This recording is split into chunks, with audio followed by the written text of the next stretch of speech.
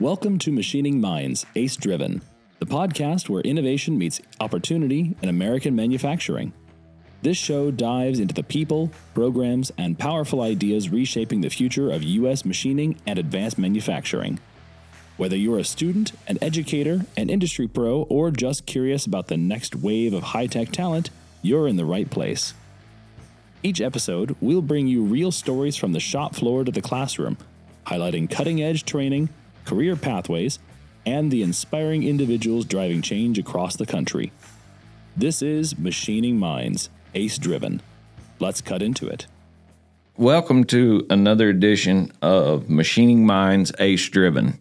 So this is a podcast that we're doing today. It's something that I'm really happy to let everybody listen to.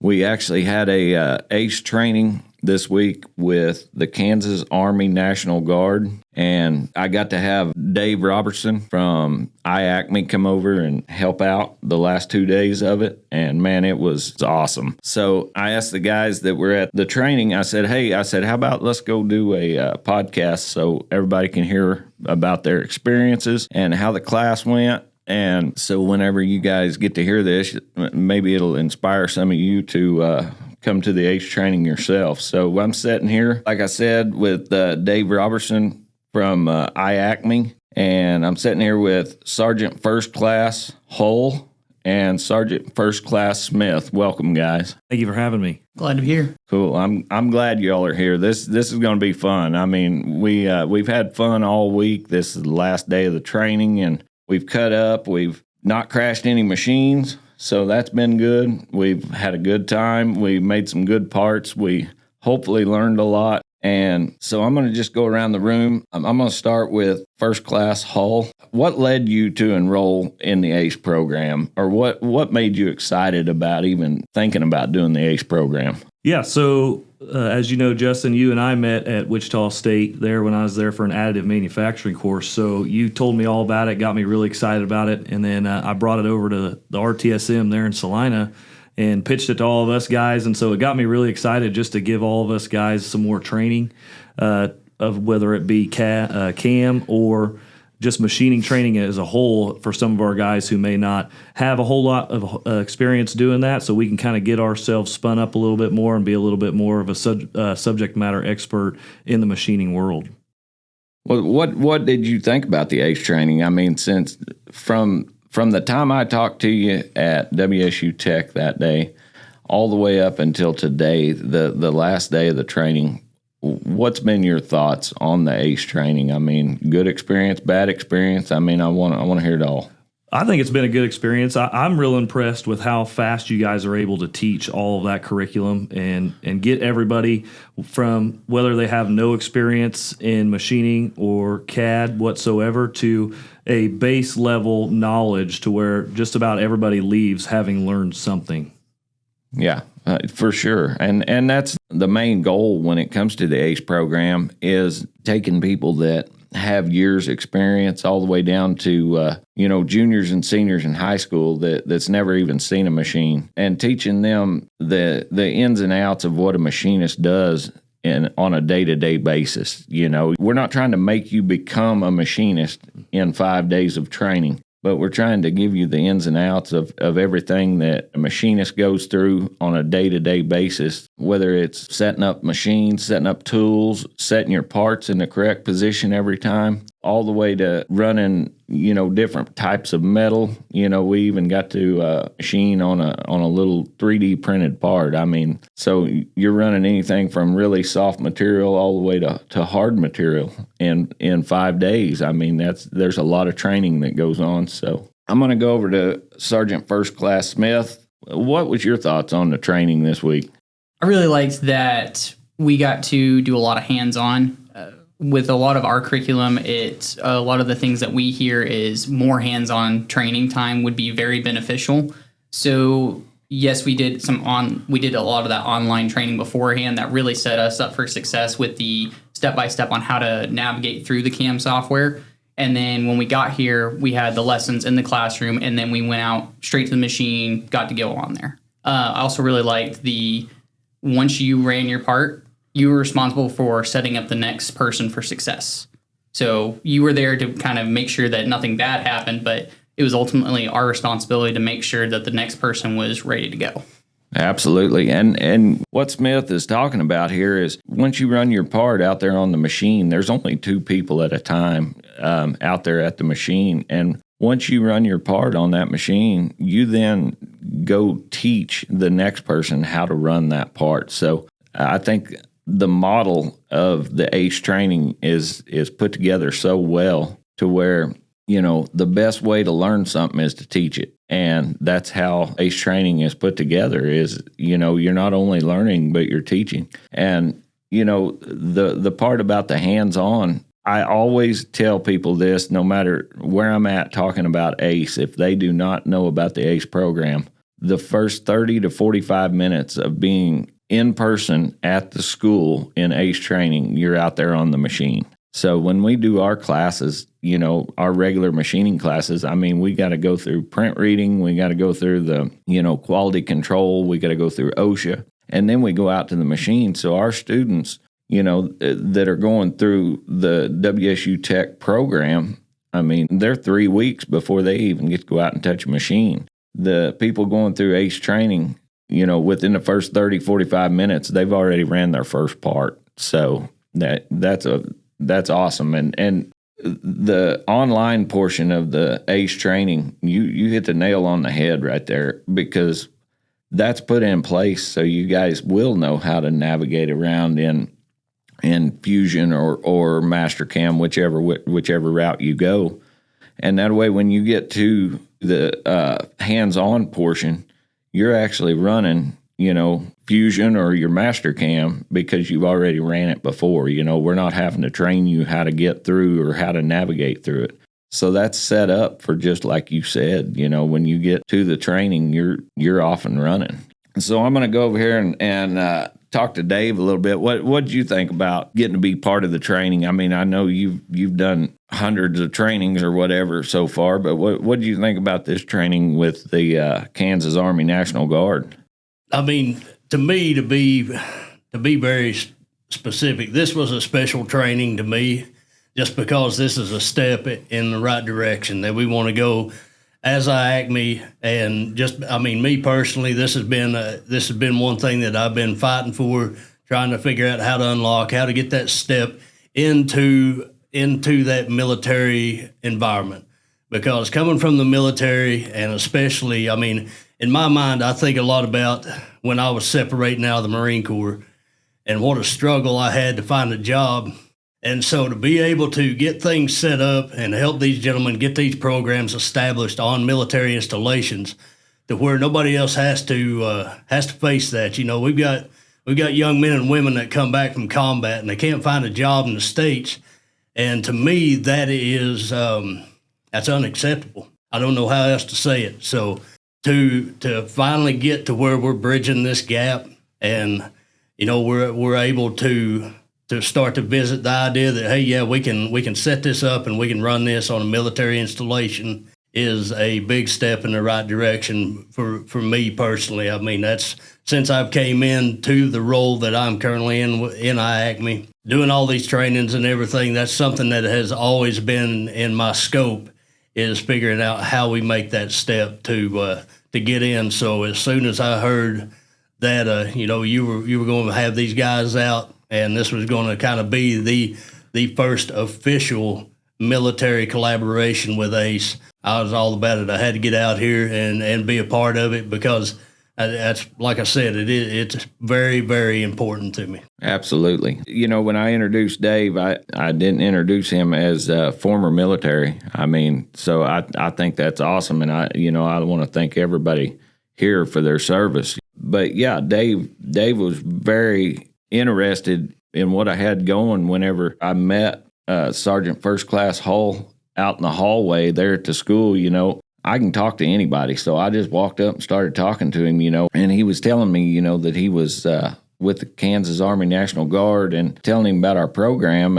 And we just kind of got to talking about the ACE program. And he said, man, I think that would fit in perfect on, what we teach up in Salina. And so we just kind of got to talking about it. And I said, well, let's put together a ACE training, and you bring 4 or 5 of your soldiers down, and we'll do the ACE training with them. So whenever I actually went to HTEC, which is the Haas Technical Educators Conference, and I was telling Dave and Mary Ann with IACME about it, man, they got all excited about it, and which I was excited to be able to bring this to the National Guard.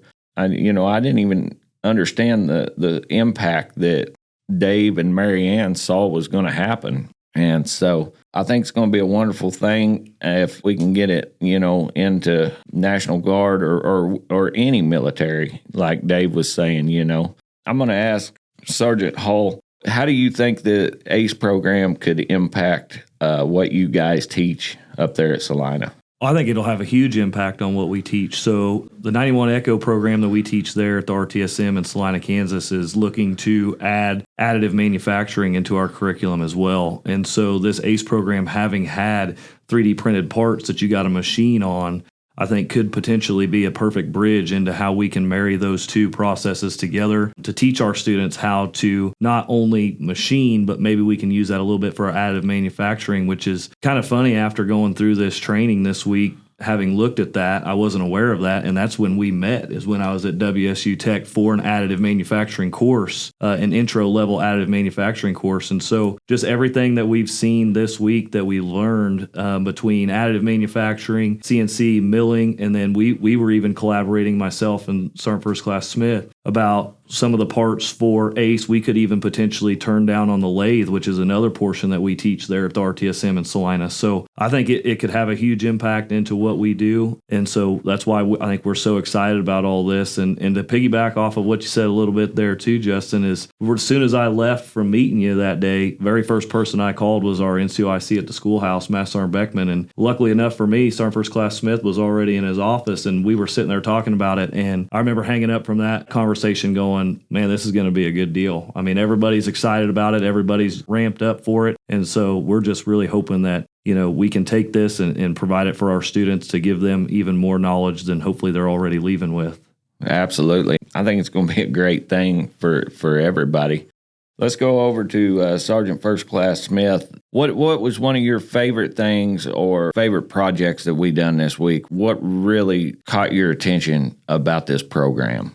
So when we got to work on Side 1, Side 2 operations and just explaining the differences on how to locate a part, I think it is really important. With some of the stuff that I've made personally, it's that when you have a Side 1, so it's one side's being machined on, then you have to flip it 180 degrees over in different work holding process, whether it's soft jaws, vice jaws, whatever it is. It's how to locate that part specifically. And it was nice to be able to see different ways to go about doing that, whether it was a through hole, identifying that, or just having a general setup or the soft jaws. Absolutely. What's your background in machining? So for me, I have a lot of civilian experience with machining. I worked in job shops, mold and die repair.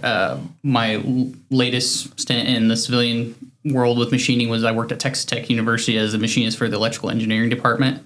And it was a lot of one-off complicated parts that had a high level of precision that I didn't have a lot of room to scrap apart and remake. So it was trying to figure out how to go about making those parts, and had to force myself to learn how to use CAM. And I think if I had known about the ACE program before going and doing a lot of that would have been a lot easier to get into CAM instead of finding YouTube videos, buying books, stuff like that. It would have been if I had known at least about the online portion, that would have been a really good resource to just kind of get in there and get after it. Absolutely. And the thing about that online portion is anybody can take that. If you know somebody that needs to brush up on Fusion or whatever, and they don't have the time, or they don't have time off from work to come to a camp, they can take the online portion of ACE training.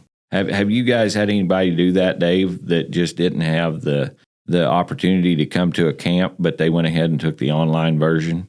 Absolutely. And it shows a lot in a lot of the demographics that we track. Our online is obviously much higher than our in-person participation. Now, part of that has to do with not having enough sites to support everybody's location. A lot of that, too, is people just being naturally curious. They find out that there's a free way to find out a little bit about CNC machining online. And that's one thing that I can't reiterate enough, because a lot of people, when you tell them at face value that, hey, we have this free training, that, everybody always expects for there to be strings attached. So when you tell them, hey, there's not only free online training, but then if you have a location close enough to you, you can actually participate in a free boot camp. And, this is all funded because of the fact that we got to a point to where finally some folks woke up and was like, you know what? Our manufacturing environment is getting dangerously low on the skilled individuals that we have to support the things that we need to do and build within this country. And so they decided that, hey, you know what? It's time for the federal government to step in. We're going to help fund this, but we need you. And by you, I mean the Maker USA foundations. There are a few of them. IACME is one of them. But us specifically, they wanted us to attack CNC machining, casting and forging. We have the metal program as well. But everything is real focused on the needs that have been identified that if we don't address now is going to be detrimental to the function of this company. And, there's a few men that are sitting in this room that understand the impact and the weight of that. Absolutely. And Dave, why don't you tell us real quick, because I think this is my 4th or 5th episode, and I've brought up IACME every time. Tell us about IACME. What's IACME even stand for? So IACME is a composites institution, and that's what we started out with. We were very heavy in composites, but like I say, and we do have composite curriculum. It's online as well. It's completely free. We have quite a few options, actually, cybersecurity, and then, of course, the casting and forging curriculums. IACME started out initially as a composites company, and they were addressing the need for training in composites because there were very few individuals that knew anything about composites, the layups, the manufacturing processes that went into that. And so naturally, as we keep going into composites is there's a lot of additive manufacturing in composites. So it quickly became very obvious that we needed a way to post-process this stuff and make parts accurate and, acquire certain surface finishes and different things like that. So that's kind of when the machining aspect come into it. And then, of course, as machining came along, we had to expand into metrology.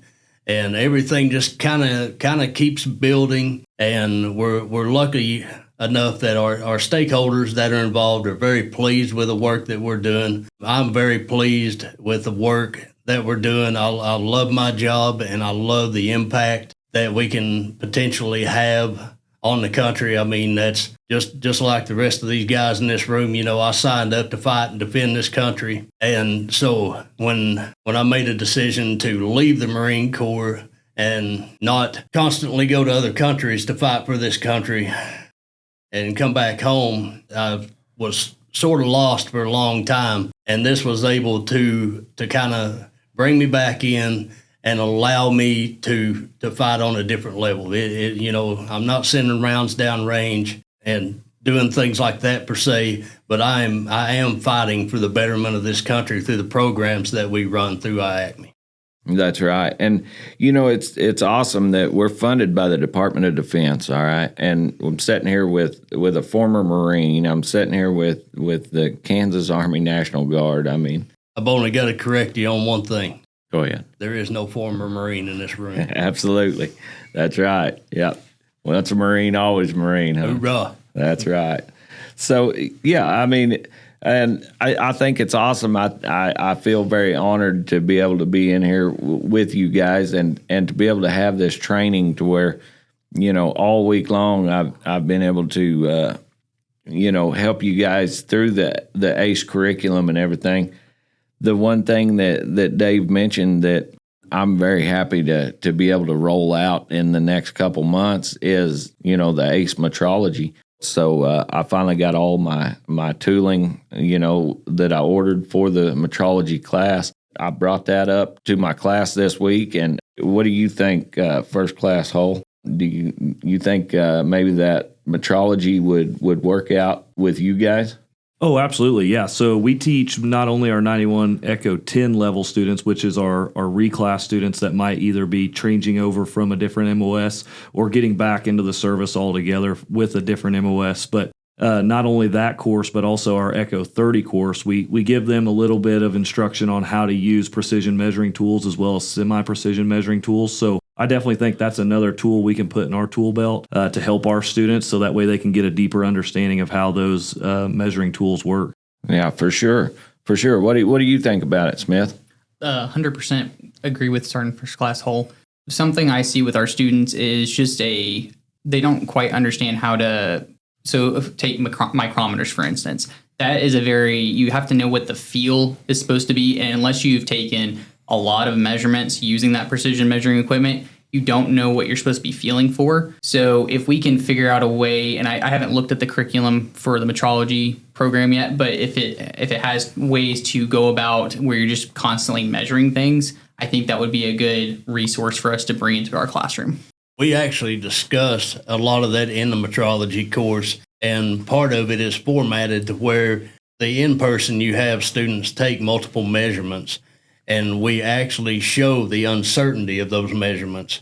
And so that kind of goes along into what you're talking about, in the fact that it makes them realize, that everyone's hand pressure is a little bit different. Everybody does things a little bit differently. And so you can kind of start to filter in a little bit of that understanding that, hey, in order to be more consistent with the measurements that others are making, and to try and stay within those tolerances and be consistent, I should be measuring about like this, because I remember in the class, this is what gave me consistent results with other individuals. Yeah, absolutely. And with that metrology class, and Dave can correct me if I'm wrong, but you're inputting all of your measurements that you're taking, whether it be with calipers or mics or a height gauge, you're inputting them into a Google Docs form that's going out. And it's live as soon as you put it in. I mean, it's live. And the more data that we can, get into that Google Docs form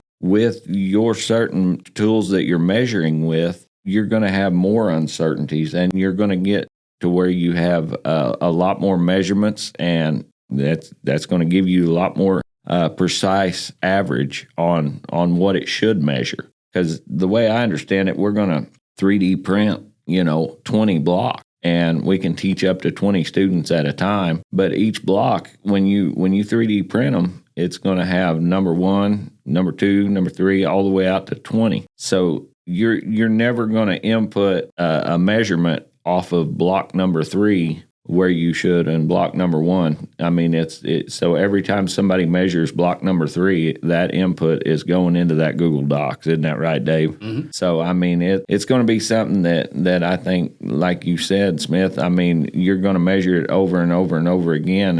And the more times you measure that part, the more accurate I think people are going to get at it. So I think with the ACE training, with the machining ACE training, as good as it is right now, I think the metrology is going to be just as successful. And I know that we're going to start putting all of our machining students through the metrology part. So, I mean, we're going to end up, I don't know, probably 110 students a year going through the metrology part. So, I don't know. I think it's going to be great. You guys got anything else you want to talk about, or any other questions? Yeah, so I just want to throw out there, if anybody's listening and they've ever had questions or are curious how exactly you could go about joining the Kansas Army National Guard, there's actually a couple ways you can do that. So one is you could just do a simple Google search for Kansas Army National Guard, and it'll take you to the nationalguard.com website. Another option you could do is you could just call 1-800-GO-GUARD, and then a representative will talk to you and get you in contact with a recruiter. So if anything that we've talked about here in this podcast has interested you, or if you've ever just had questions about the Army National Guard as a whole, don't ever hesitate to reach out to one of us, or if you ever see a recruiter at an event, go talk to them. It's a pretty awesome opportunity. There's education benefits as well as job opportunity benefits that all are included with that. So thank you for that. Anybody else got anything? I just kind of want I want to build off of that. I mean, that's a good point to bring up, and I can state for anybody, because I watched it within my own life and watched it with different family members and everything. I mean, that's really, in my opinion, if you want to change your life for the better and figure out how to get stuff done and become a leader, be able to present yourself better and everything, a little stint in the military does not hurt anybody. I'm going to agree. I've never been in the military, but I've been around you guys all week long, and it's been a pleasure. I mean, you guys have been awesome. You were an awesome class. I'm glad to have you, and I can't wait till you guys get started in the ACE program, and so I can come up and visit with you, visit your classes. Yeah, Justin, I really appreciate that, and thanks for having us and inviting us to come down here to learn from you. So it's been a great time. Absolutely, and if you guys are listening and you want more of these podcasts, hit subscribe, hit that like button, put comments on there. I want to know what everybody thinks about it. It's been awesome, and I'm Justin Maples. So till next time.